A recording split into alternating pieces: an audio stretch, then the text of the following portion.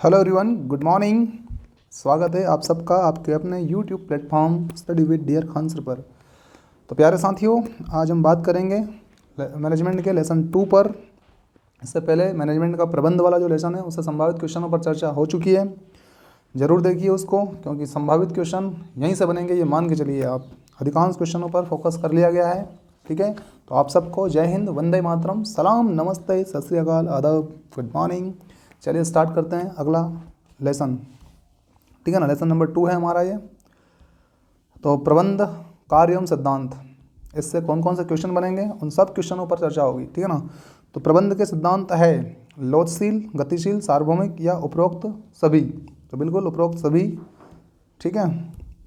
अगला क्वेश्चन लीजिए, सर्वप्रथम प्रबंध संबंधी विचारों को कब दर्ज किया गया? तो 3000 से लेकर 4000 ईसा पूर्व में किया गया। ठीक है।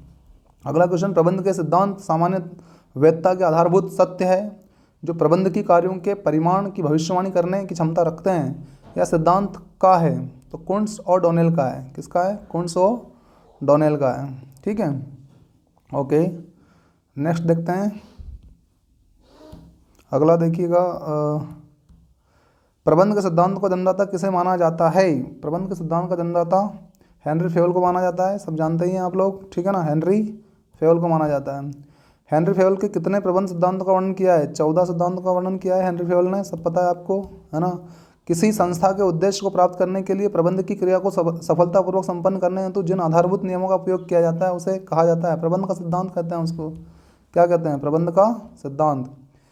रिक्त स्थान के अनुसार प्रबंध के सिद्धांत प्रबंध संबंधी व्यवहार के मार्गदर्शक तत्व होते हैं। हिक्स तथा गुलेट के अनुसार, जॉर्ज टेरिगन, हार्वर्ड जी हिक्स के अनुसार, या हेनरी फेवल के अनुसार?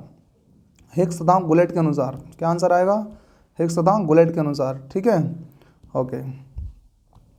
अगला देखते हैं अपन, निर्देशन के सिद्धांत के अनुसार कर्मचारियों को निर्देशन केवल एक वरिष्ठ अधिकारी से प्राप्त होना चाहिए। निर्देशन के किस सिद्धांत के अनुसार, है ना? समन्वय का सिद्धांत, संतुलन का सिद्धांत, या अपवाद का सिद्धांत, या एकात्मकता का सिद्धांत? एकात्मकता का सिद्धांत। आंसर है हमारा डी। ठीक है, ओके। किस सिद्धांत में संगठन का आकार पिरामिड की तरह दिखाई देता है? नीति निर्धारण सिद्धांत, स्टाफ सिद्धांत, पद सोपान सिद्धांत में? पद सोपान सिद्धांत में आपको त्रिभुज की तरह दिखाई देगा, हो पिरामिड की तरह। ठीक है ना, ओके। स्टाफ का सिद्धांत किसके द्वारा प्रस्तुत किया गया था? जॉर्ज टेरी, उर्विक, इनमें से कोई नहीं, मुनेयम रैली ने। ठीक है ना, उत्तर दा है हमारा। 10 का दा। ओके, नेक्स्ट देखिए, ब्रूम ने अभिप्रेरणा का कौन सा सिद्धांत प्रतिपादित किया है? ब्रूम ने अभिप्रेरणा का कौन सा सिद्धांत प्रतिपादित? प्रत्याशा सिद्धांत, स्टाफ सिद्धांत, प्रबंध का सिद्धांत, या इनमें से कोई नहीं? प्रत्याशा सिद्धांत। प्रत्याशा सिद्धांत। ठीक है। हेनरी फेवल का जन्म हुआ था, कहाँ हुआ था भैया? फ्रांस में हुआ था। कहाँ हुआ था? फ्रांस में हुआ था। हेनरी फेवल का जन्म फ्रांस में हुआ था। ठीक है, ओके। नेक्स्ट देखिए, उर्बिक के अनुसार संगठन के कितने सिद्धांत है? उर्बिक के अनुसार संगठन के कितने सिद्धांत है? बताइए भैया। बिल्कुल 8 सिद्धांत है। कितने? 8 सिद्धांत हैं उर्बिक के अनुसार। फेयोल के अध्ययन का केंद्र बिंदु क्या था? श्रमिक। क्या था? श्रमिक।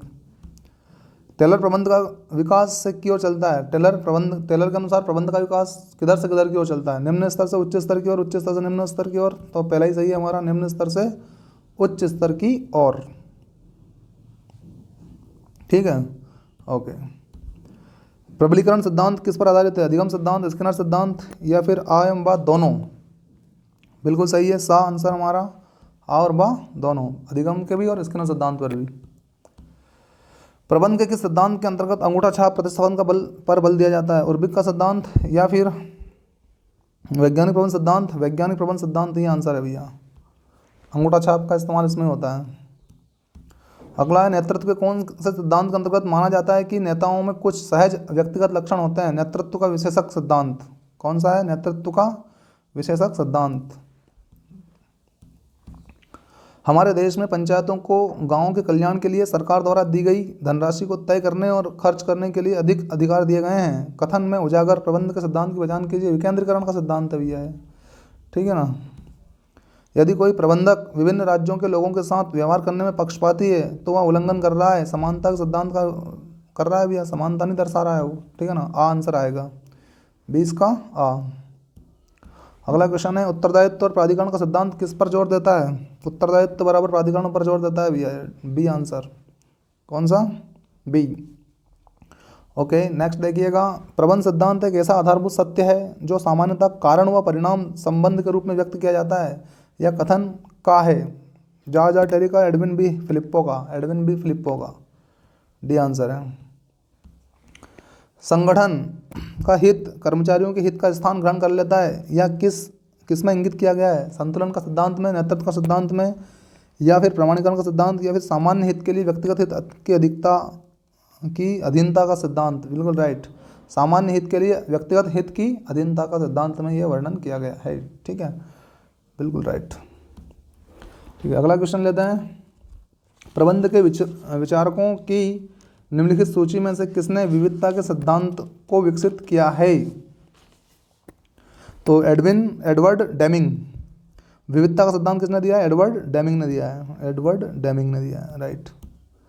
प्रबंध के सिद्धांतों के बारे में निम्नलिखित में से कौन सा कथन सत्य है? प्रबंध के सिद्धांतों में से निम्नलिखित में से कौन सा कथन सत्य है? प्रबंध के सिद्धांत विकसित नहीं हुए, प्रबंध के सिद्धांत विकास की एक सतत प्रक्रिया है, प्रबंध के सिद्धांत विकसित हुए हैं, इनमें से कोई नहीं।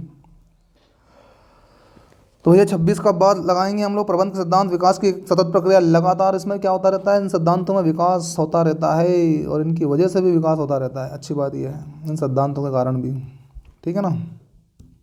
ओके,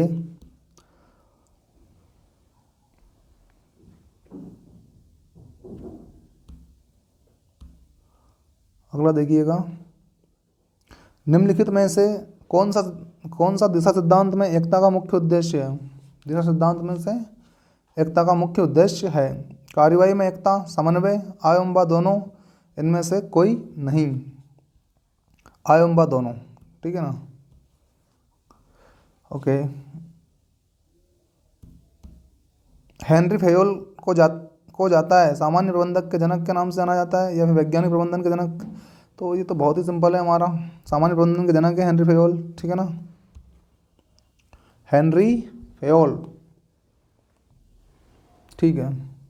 अगला क्वेश्चन, प्रबंधन सिद्धांत के लिए एक सामान्य दिशा निर्देश के रूप में कार्यरत है। प्रबंधकीय क्रियाएं, निर्णय लेना, आय व दोनों, या फिर इनमें से कोई नहीं? आय व दोनों।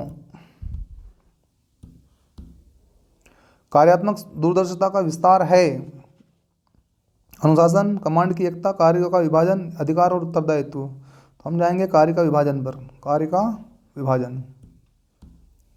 टेलर का विचार था कि कर्मचारी चयन की प्रक्रिया से ही दक्षता की चिंता का निर्माण किया जा सकता है। इस कथन में टेलर के किस सिद्धांत का उल्लेख मिलता है? सहयोग ना कि व्यक्तिवाद, सद्भाव ना कि कलह, प्रत्येक व्यक्ति का उसकी अधिकतम दक्षता और समृद्धि के लिए विकास? बिल्कुल राइट, सा आंसर। फ्रेडरिक विल्सन टेलर को कहा जाता है सामान्य प्रबंधन के जनक। भैया ये तो वैज्ञानिक प्रबंधन के जनक है, दूर से ही दिख रहा है इनका आंसर सा, ठीक है ना। ओके, नेक्स्ट देखते हैं, one head and one plan, यह कथन किस सिद्धांत से संबंधित है? One head and one plan, scalar chain, दिशा की एकता, दिशा की एकता, ठीक है। ओके, अगला लीजिए, कमांड की एकता का सिद्धांत, गैर लाभकारी संगठन, सैन्य संगठन, आय व दोनों, इनमें से कोई नहीं? सैन्य संगठन है भैया, सैन्य संगठन। औपचारिक संगठन में प्रत्येक भागीदार को केवल एक श्रेष्ठ से आदेश प्राप्त करना चाहिए और जिम्मेदार होना चाहिए। जो सीनियर होता है उससे आदेश प्राप्त करना चाहिए, श्रेष्ठ से मतलब, और जिम्मेदार होना चाहिए। इस कथन में फेयोल के किस सिद्धांत का प्रकाश डाला गया है? कमांड की एकता का सिद्धांत है यह, कमांड की एकता का सिद्धांत। फेयोल के अनुसार अनुशासन की आवश्यकता है, दंड का विवेकपूर्ण उपयोग, स्पष्ट और निष्पक्ष समझौते, सभी स्तरों पर अच्छे वरिष्ठ अधिकार, उपरोक्त सभी? बिल्कुल राइट, उपरोक्त सभी, ठीक है। फेयोल के अनुसार एक प्रबंधक में जो गुण होते हैं वह है ज्ञान, शिक्षा, अनुभव, उपरोक्त सभी? उपरोक्त सभी, सब चाहिए भैया। नियंत्रण विस्तृति को निर्धारित करने का सूत्र किसने प्रस्तुत किया था? वी.ए. ग्रेक्यूनास नहीं किया था सर, ये पहला ही आंसर आ गया हमारा। वी.ए. ग्रेक्यूनास या ग्रेकोनास बोलते हैं इनको, 39वां देखिएगा, निर्देशन के किस सिद्धांत के अनुसार कर्मचारियों को निर्देशन केवल एक वरिष्ठ अधिकारी से प्राप्त होना चाहिए? निर्देशन के किस सिद्धांत के अनुसार कर्मचारियों के निर्देशन केवल एक वरिष्ठ अधिकारी से प्राप्त होना चाहिए? अधिकारी तथा दायित्व का सिद्धांत, एकात्मकता का सिद्धांत, एकात्मकता का सिद्धांत। क्रियात्मक फॉरमैनशिप का सिद्धांत किसने दिया था? टेलर ने, फेयोल ने दिया था भैया। लूथर गुलिक के अनुसार संगठन के कितने सिद्धांत होते हैं? 10 सिद्धांत होते हैं भैया इनके अनुसार। कितने होते हैं? 10 सिद्धांत होते हैं। किसके अनुसार? लूथर गुलिक के अनुसार। निम्नलिखित में से विपणन की पुरानी विचारधारा के समर्थक कौन थे? टाउल्सले, पाइल, क्लार्क, उपरोक्त सभी। ओके। निम्नलिखित में से कौन सा आदेश सिद्धांत का मुख्य उद्देश्य है? आदेश सिद्धांत का मुख्य उद्देश्य है, यह एक संगठन के भीतर शीर्ष प्रबंधन से आदेश प्राप्त करने के लिए एक रूपरेखा तैयार करने का केंद्रित है। यह एक संगठन के भीतर संसाधनों के लिए व्यवस्था प्रदान करने पर केंद्रित है। बिल्कुल आंसर सही है। ठीक है, यह एक संगठन के भीतर संसाधनों के लिए व्यवस्था प्रदान करने पर केंद्रित है। ठीक है, अगला लीजिए, प्रबंध का सिद्धांत प्रबंध संबंधी कार्यों के लिए मार्गदर्शक नियम व विधियां हैं। इनका प्रमुख प्रयोजन व्यावसायिक परिस्थितियों के संबंध में उत्तम समझ प्रदान करना एवं संगठनात्मक निष्पादन में सुधार करना होता है। यह कथन किसका है? सर यह कथन जो है बहुत सिंपल आदमी का है, हर्बर्ट जी हिक्स का। किसका है? हर्बर्ट जी हिक्स का। पहला ही आंसर है हमारा, पहला। ठीक है, अगला क्वेश्चन लेते हैं। प्रबंध के सिद्धांतों के बारे में एक अच्छी बात यह है कि यह संगठनात्मक लक्ष्यों को प्राप्त करने में मानव और भौतिक संसाधनों के बीच संबंध को समझने में मदद करता है। उपरोक्त कथन में प्रबंध के सिद्धांतों को किस विशेषता का वर्णन किया गया है? देखते हैं, कारण व प्रभाव संबंध, व्यवहार, संसाधनों का उपयोग और प्रभावी प्रशासन, उपरोक्त सभी। ना, बी आंसर आएगा भैया, व्यवहार। क्या आएगा? व्यवहार। अगला क्वेश्चन लीजिए, प्रबंध के सिद्धांत तार्किक निर्णय लेने और हर कीमत पर पूर्वाग्रह या पूर्वाग्रह से बचने पर जोर देते हैं भैया। उपरोक्त कथन इंगित करता है कि इन सिद्धांतों का ज्ञान में मदद करता है। इन सिद्धांतों का ज्ञान किस ज्ञान में मदद करता है? सिद्धांत, है ना। कारोबारी माहौल की बदलती ज़रूरतों को पूरा करें, प्रबंधकों को बहुमूल्य जानकारी प्रदान करना, वैज्ञानिक निर्णय लेना, या इनमें से कोई नहीं? वैज्ञानिक निर्णय लेना। निम्नलिखित में से कौन F.W. टेलर द्वारा दिया गया प्रबंध का सिद्धांत नहीं है? तो आपको मालूम है समता का सिद्धांत इन्होंने नहीं दिया है। F.W. टेलर ने समता का सिद्धांत इन्होंने नहीं दिया है। निम्नलिखित में से कौन फेयोल द्वारा दिया गया प्रबंध का सिद्धांत नहीं है? फेयोल द्वारा दिया गया सिद्धांत नहीं है। ठीक है ना। तो केंद्रीकरण का सिद्धांत, अनुशासन का सिद्धांत, अधिकार तथा दायित्व का सिद्धांत सब दिए हैं। नियंत्रण के विस्तार का सिद्धांत नहीं दिया है इन्होंने। नियंत्रण के विस्तार का सिद्धांत नहीं दिया है भैया। ठीक है ना। ओके, निम्नलिखित में से कौन सा प्रबंध सिद्धांत शॉप फ्लोर स्तर उत्पादन क्षेत्र की गतिविधि पर केंद्रित है? टेलर के प्रबंध सिद्धांत पर ये आधारित है भैया, पहला। ठीक है, अगला क्वेश्चन लेते हैं। के अनुसार, रिक्त स्थान के अनुसार श्रमिकों और प्रबंधन के बीच कार्य और जिम्मेदारी का लगभग समान विभाजन होना चाहिए? हर्बर्ट जी हिक्स के अनुसार, या फिर जॉर्ज आर टेरी के अनुसार, या फिर हेनरी फेयोल के अनुसार, या फ्रेडरिक विस्लो टेलर के अनुसार? डी आंसर आएगा भाई। कौन सा? D. Okay, Frederick Winslow Taylor. अच्छे प्रबंध के लिए नियोजन एक प्राथमिक आवश्यकता है का सिद्धांत है? कुंट्स का, डोनेल का, हिक्स का, या टेरी का? कुंट्स का। इसका कुंट्स का। ओके, निम्न में से कौन सा कथन कार्य विभाजन के सिद्धांत का सर्वश्रेष्ठ वर्णन करता है? श्रम का विभाजन करना चाहिए, कार्य को छोटे छोटे भागों में बांटना चाहिए, या इससे विशिष्टीकरण होता है? ओके, यही आंसर है हमारा, इससे विशिष्टीकरण होता है ना। कार्य विभाजन से क्या होता है? विशिष्टीकरण होता है। ठीक है, वैज्ञानिक प्रबंध से श्रमिकों को हानि होती है, लाभ होता है? कोई प्रभाव नहीं होता है, इनमें से कोई नहीं। तो भैया इससे लाभ ही होता है। वैज्ञानिक प्रबंध करोगे तो लाभ ही होगा, नुकसान थोड़ी ना है। अपने काम में वैज्ञानिकता ला रहे हैं मतलब लाभ की संभावना है पूरी। अगला क्वेश्चन लेते हैं 54वां। शासन प्रबंध कब प्रारंभ हुआ? तो शासन प्रबंध भैया चालू हुआ था 1913 में। कब चालू हुआ? 1913 में चालू हुआ। 55 देखिए क्वेश्चन, प्रशासनिक प्रबंध के प्रस्तुतकर्ता कौन थे? फेयोल थे। कौन थे? फेयोल। प्रबंध का सिद्धांत नहीं है लचीले, सार्वभौमिक, व्यवहारिक या संपूर्ण। 56 का दा। प्रबंध का सिद्धांत नहीं है, लचीले भी है, सार्वभौमिक है, व्यवहारिक है, संपूर्ण। ठीक है ना, तो डी पे जाएंगे हम, सीधी सी बात है। ठीक है, संपूर्ण नहीं है प्रबंध का सिद्धांत। अगला क्वेश्चन लीजिए, प्रबंध के सिद्धांत की रचना किस प्रकार से की जाती है? समाज वैज्ञानिक के द्वारा, प्रबंधकों के अनुभव द्वारा, ग्राहकों के अनुभव द्वारा, या इनमें से कोई नहीं? प्रबंधकों के अनुभव द्वारा। किसके द्वारा? प्रबंधकों के अनुभव के द्वारा। अगला देखते हैं, एक कार्य के निष्पादन के लिए प्रबंध को सर्वोत्तम रास्ता ढूंढना चाहिए। वैज्ञानिक प्रबंध का कौन सा सिद्धांत इस कथन की व्याख्या करता है? व्यवहारिक सिद्धांत ही करता है भैया, पहला ही आंसर है। निम्न में प्रबंध का उद्देश्य नहीं है संगठन का विकास, लाभ अर्जन, रोजगार प्रदान करना या नीति निर्धारण। रोजगार प्रदान करना इसका उद्देश्य नहीं है भैया। ठीक है ना। वैज्ञानिक प्रबंध में टेलर ने प्रयोग किए हैं समय अध्ययन, थकान अध्ययन, गति अध्ययन या उपरोक्त सभी। उपरोक्त सभी। ठीक है, ओके। अगला क्वेश्चन लेते हैं, नीति निर्धारण कार्य है निम्न स्तरीय प्रबंधकों का, मध्य स्तरीय प्रबंधकों का, उच्च स्तरीय प्रबंधकों का, इनमें से कोई नहीं। सा आंसर आएगा भैया, है ना। ओके, अगला लीजिए, निम्न में से कौन सा प्रबंध के सिद्धांत का महत्व नहीं है? पहला, क्षमता, परिवर्तित तकनीकों को अपनाना, कार्यकुशलता में वृद्धि या संसाधनों का अधिकतम उपयोग। कार्यकुशलता में वृद्धि। अगला देखिए, वैज्ञानिक प्रबंध स्वामियों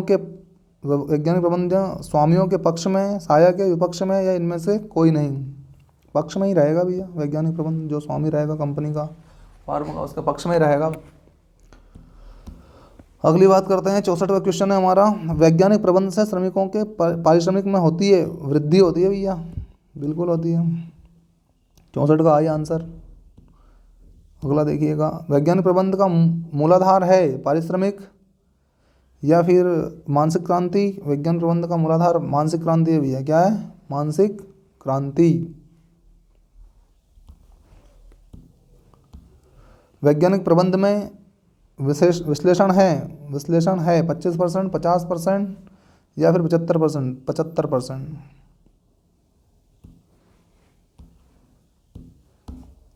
प्रबंध का पहला कार्य नियोजन। बिल्कुल नियोजन ही है, प्लानिंग ही होती है। पहला कार्य क्या है प्रबंध का? नियोजन। ठीक है ना, प्लानिंग करते हैं ना सबसे पहले। यस सर, ठीक है। अगला लीजिए, प्रबंध की आत्मा होती है संरचना, नेतृत्व, नियोजन, इनमें से कोई नहीं? नेतृत्व होता है भैया, लीडरशिप होगी तो सब सही साठ काम चलेगा। ठीक है ना, लीडरशिप, नेतृत्व, आत्मा होती है ये। अगला देखिएगा, किसी कार्य को करने के लिए प्रबंध को एक सर्वश्रेष्ठ मार्ग ढूंढना चाहिए। वैज्ञानिक प्रबंध का या कौन सी तकनीक को इस वाक्य में परिभाषित किया गया है? थकान अध्ययन, गति अध्ययन, समय अध्ययन या फिर पद्धति अध्ययन? पद्धति अध्ययन।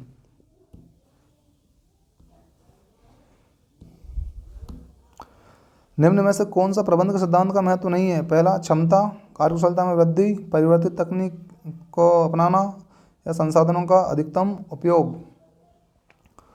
कार्यकुशलता में वृद्धि, बी। कार्यकुशलता। निम्न में से कौन सा प्रबंध के सिद्धांत का महत्व नहीं है? ठीक है, 70 का बी, कार्यकुशलता में वृद्धि। ठीक है, अगला क्वेश्चन लीजिए, वह संबंधित श्रमिकों के प्रचालन के लिए मशीन, माल, उपकरण आदि को तैयार रखता है। टोली नायक, मरम्मत नायक, कार्यक्रम क्लर्क, या इनमें से कोई नहीं? टोली नायक। क्या बोलते हैं उसको? टोली नायक बोलते हैं उसको।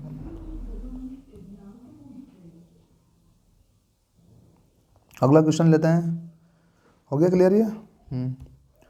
प्रबंध का सिद्धांत प्रबंधकों को करते हैं वृद्धि, मार्गदर्शन, प्रशासन, या इनमें से कोई नहीं? मार्गदर्शन करेंगे और क्या करेंगे?